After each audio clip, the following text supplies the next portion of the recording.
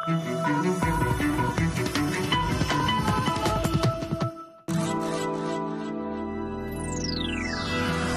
1984. Une lutte à finir entre des citoyens et Hydro-Québec s'engage pour empêcher la construction de pylônes électriques dans le fleuve Saint-Laurent. Des officiers.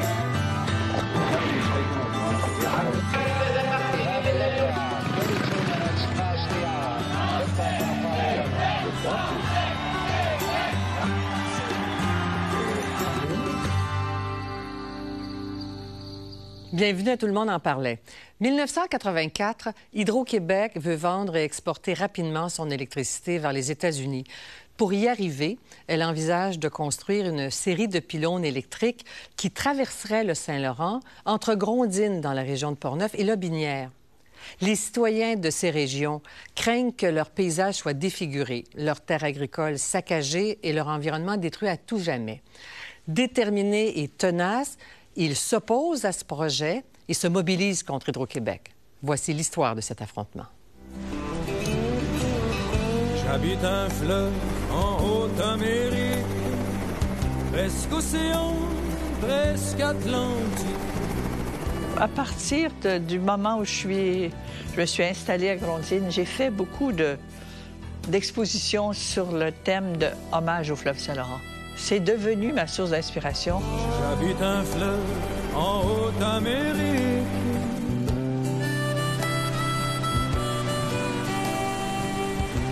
Micheline Beauchemin est une artiste de réputation internationale. Elle possède à Grondines une maison ancestrale. Cet endroit-là est devenu comme l'endroit du bonheur parfait. Un bonheur qui va presque virer au cauchemar. C'est qu'Hydro-Québec veut faire passer sa ligne de transport électrique au-dessus de sa propriété et traverser le fleuve Saint-Laurent en face de chez elle. Pour finalement aboutir sur l'autre rive, à Lotbinière. Le 4 octobre 1984, l'artiste est en train d'installer une de ses œuvres au Palais des Congrès de Montréal, lorsqu'un hélicoptère atterrit sur sa propriété de Grondines. Mon atelier à Grondines continuait de travailler et tous les jours, on se parlait au téléphone et on m'a dit, écoutez, il y a des choses bizarres, il y a des hélicoptères qui viennent tous les jours. Les gens descendent, débarquent dans le pré où était ma jument. Alors, j'ai dit, je vais venir. Je suis partie de Montréal, je suis arrivée là. Et j'ai dit, mais qu'est-ce que vous faites là? Bien, on dit, on est en train d'implanter le tracé pour la future ligne. Et j'ai dit, mais vous voyez pas qu'il y a des animaux ici qui sont absolument affolés? Et puis, c'est pas chez vous, c'est chez moi. Je suis retournée chez moi. J'ai pris ma carabine et puis j'ai tiré dans les pneus de la camionnette. Ça a fait pouf, pouf. Et puis, ils sont partis KO vers la route, vers le chemin du Roi. Et quand ils sont ensuite passés devant la maison, j'ai tiré dans le moteur. J'ai pas tué personne.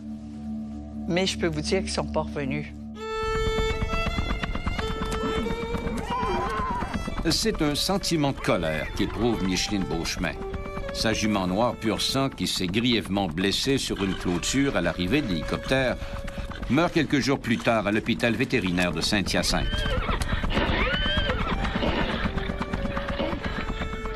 Les hélicoptères d'Hydro-Québec qui sont allés chez Mme Beauchemin, c'était notre première équipe d'avant-garde. À l'époque, Jean Fontaine d'Hydro-Québec, un géographe, est administrateur adjoint de ce projet.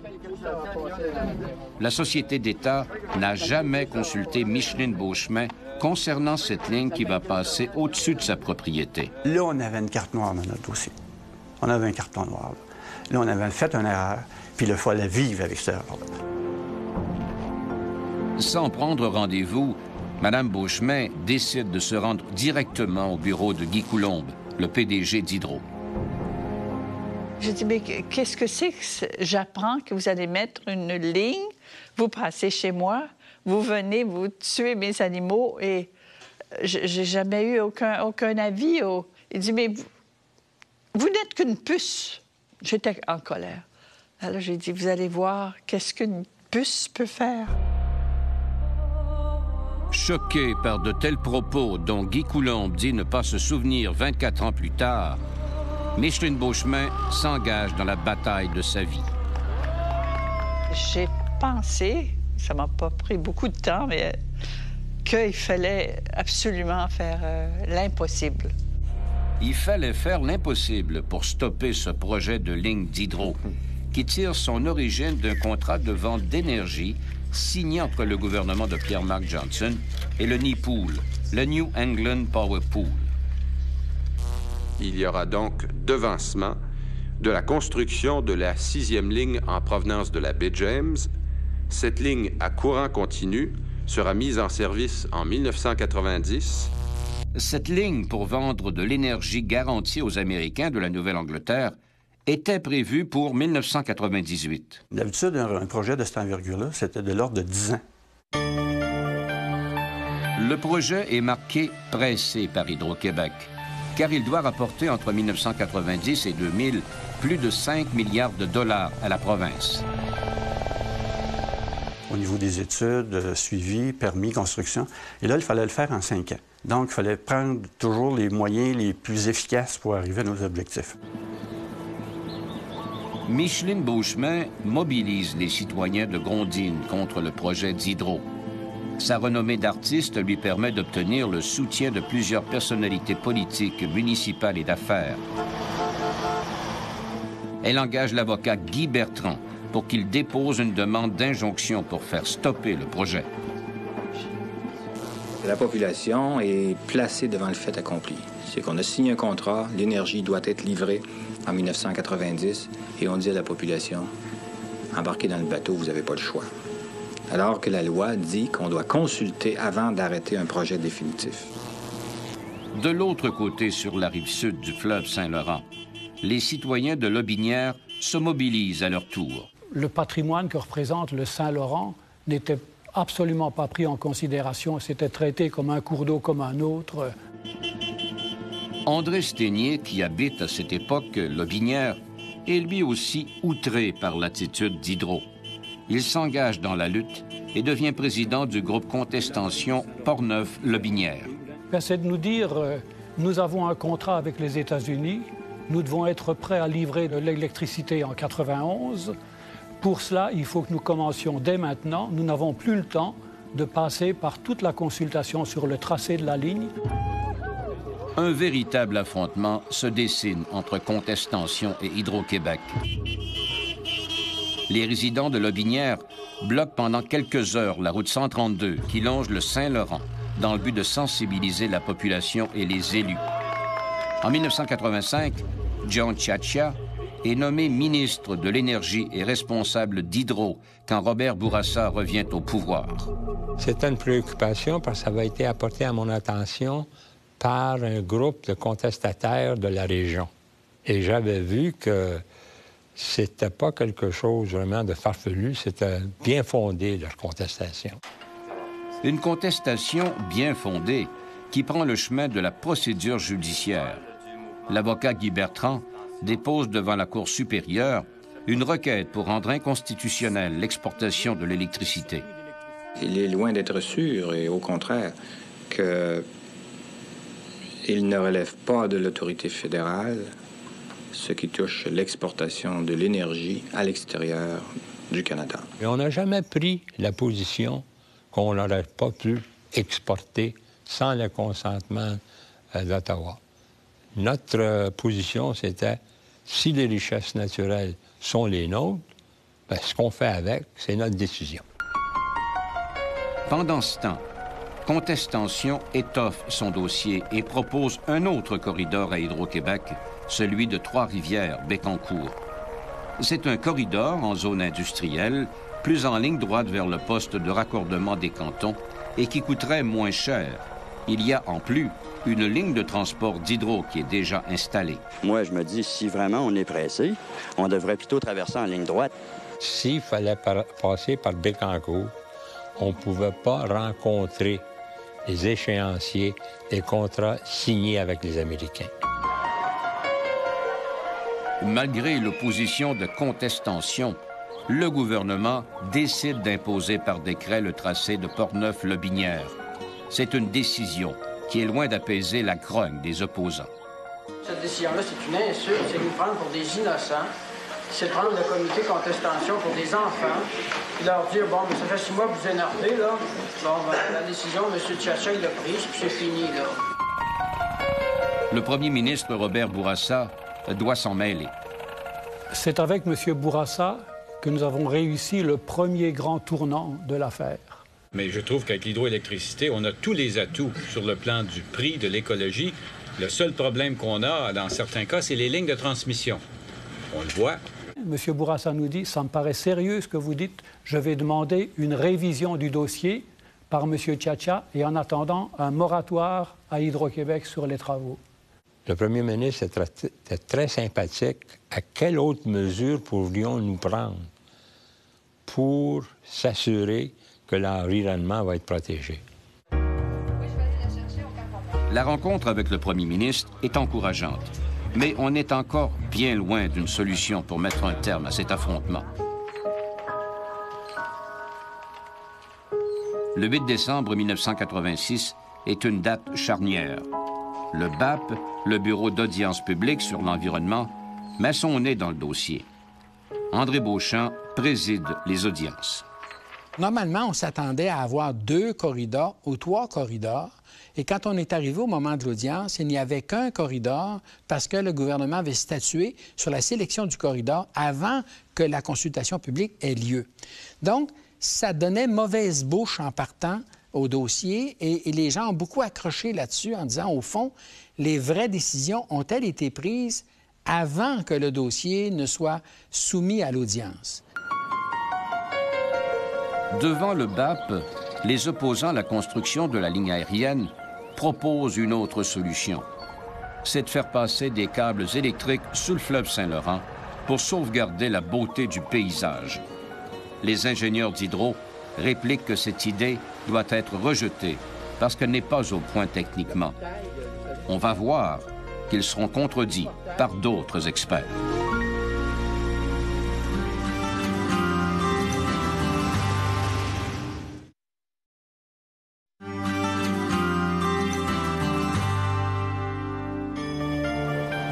En décembre 1986, lors des audiences du Bureau d'audience publique sur l'environnement, il y a un revirement spectaculaire. C'est qu'Hydro-Québec a toujours dit que la technologie sous-fluviale n'était pas au point. Une étude d'une société privée d'ingénierie dira le contraire. Un rapport d'étude commandé par Hydro-Québec à la firme SNC et daté de février 85 indique exactement le contraire. La traversée du fleuve Saint-Laurent par câble sous-marin est réalisable. Ces rapports n'ont jamais été communiqués à notre gouvernement, malgré mes demandes et celles du comité ministériel d'examiner toutes les possibilités de réaliser une telle traversée. J'étais pas de bonne humeur parce que quand on demandait que ça soit fait par la technologie de sous-fluvial, on se faisait dire « Mais non, on ne peut pas parce que c'est pas à point, puis c'est pas garanti. » Puis on a découvert l'étude de SNC donnant le feu vert que toute la technologie était prête. On avait fait notre travail, on savait que si on introduisait cet élément-là, il y avait un risque supplémentaire et on compromettait la mise en service du projet. Alors donc, il n'était pas question d'introduire cet élément-là qui compromettait notre projet. Le 27 mars 1987, le BAP dépose son rapport d'enquête et conclut qu'une traversée sous le fleuve Saint-Laurent est réalisable. C'est donc toute l'image d'Hydro-Québec qui est fortement tachée. Dans ce dossier-là, ils étaient pressés et je pense qu'ils ont escamoté la procédure. Hydro-Québec doit rendre des comptes et le ministre John Tchatcha convoque le PDG de la Société d'État, Guy Coulombe. Je lui ai dit, voici ce qu'on va faire. On va construire la ligne aérienne et on va commencer le sous-fluvial. Et quand la ligne sous-fluviale sera complétée, vous allez démanteler la ligne aérienne. Ouf, la réaction de l'autre côté, je pense qu'il avait tombé de chassaise. Et c'est de même que la décision d'aller par le sous-fluvial a été prise. Évidemment, j'en ai discuté avec le premier ministre et il a appuyé ça sans réserve. Il y avait quand même un beau côté à cette décision-là. Oui, elle était dure à prendre. Oui, elle nous avait mis dans une situation difficile. Oui, on passait pour des gens qui avions caché l'information, ce qui n'était pas le cas. Mais au bout de la ligne, on avait le temps d'aller en appel d'offres pour les câbles. On avait l'espace pour les tester. Et si ça n'avait pas fonctionné, on avait notre lien aérien qui fonctionnait. Et quelque temps après cette décision, le groupe Contestention juge que le gouvernement Bourassa fait preuve de bonne volonté et d'un certain désir de protéger l'environnement, en plus d'asseoir son autorité sur Hydro-Québec. On savait qu'Hydro-Québec allait être obligé de passer par le sous-fluvial, mais ça a encore pris des mois quand même. Après 2 ans de lutte acharnée, le groupe Contestention, lui, désire conclure une entente avec le gouvernement et Hydro-Québec.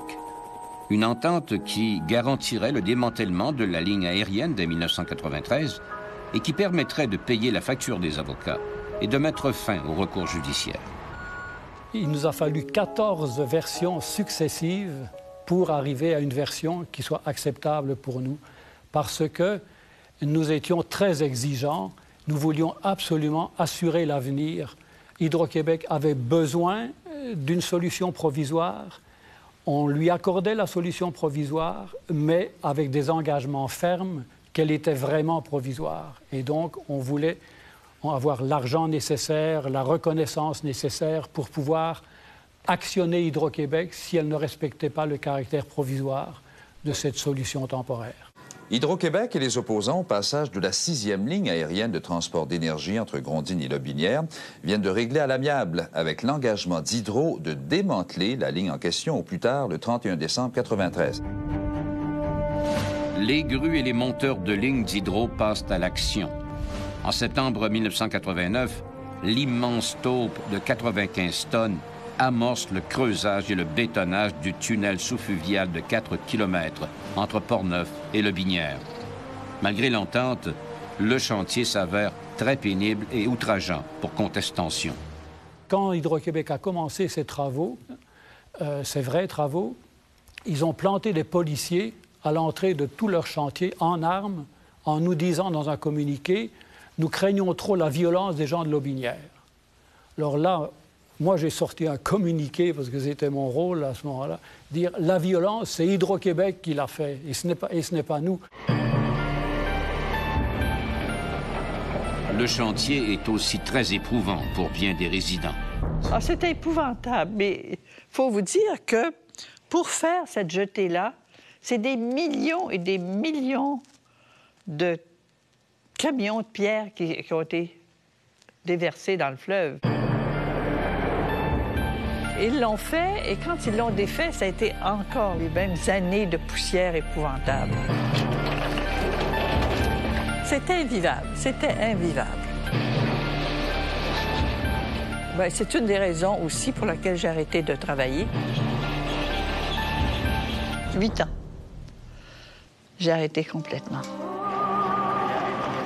Quand le chantier de construction a pris fin, Hydro-Québec a respecté son engagement de démanteler la ligne aérienne, mais quelques mois plus tard que prévu. Après la pause, la lutte des citoyens de Portneuf-Lobinière a des impacts majeurs au Québec.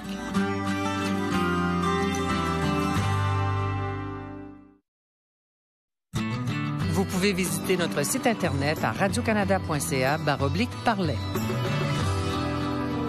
J'habite un fleuve en Haute-Amérique. Il y a un grand gagnant dans cette affaire, c'est le Saint-Laurent. Peut-on parler de gagnants et de perdants dans toute cette épopée, où des citoyens ont voulu protéger leur paysage et le fleuve Saint-Laurent pour ne pas voir des pylônes et des câbles électriques dans leur environnement?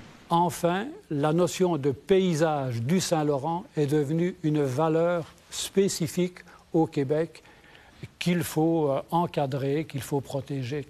Il y a eu des perdants parce que notre solution n'était qu'un compromis quand même.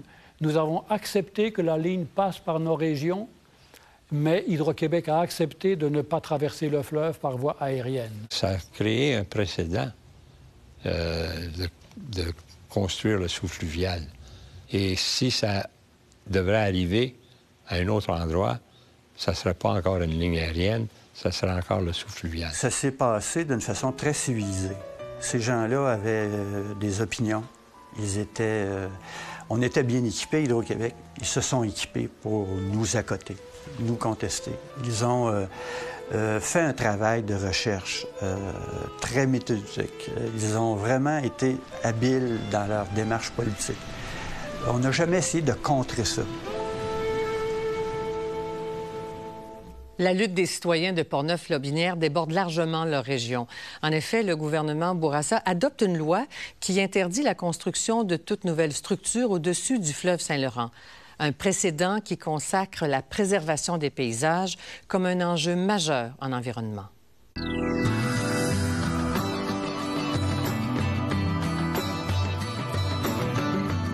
Je sais que pour se motiver, nous, là, pour rencontrer les échéanciers, là, on se répétait souvent que c'est 6 000 $ la minute que ça va rapporter là, lorsque ça va fonctionner.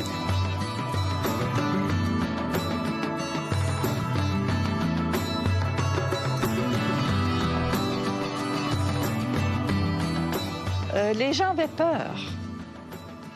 La peur, Hydro-Québec, c'est énorme. Hein?